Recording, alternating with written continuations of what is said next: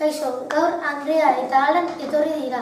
Eta oraingo eta lehengo eskola konparaketa bat eskainiko dizue.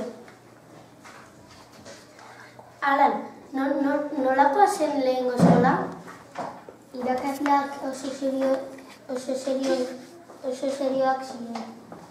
Eta maila fanatitak zeuden. Ordenagailuak ez zeuden.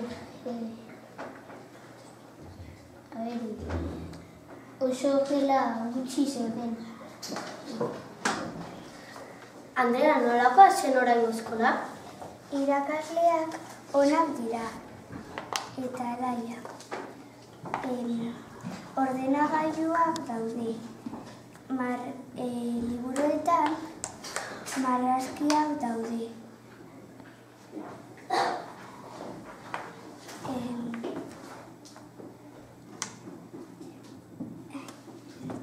Eskursioak egiten ditu. Ze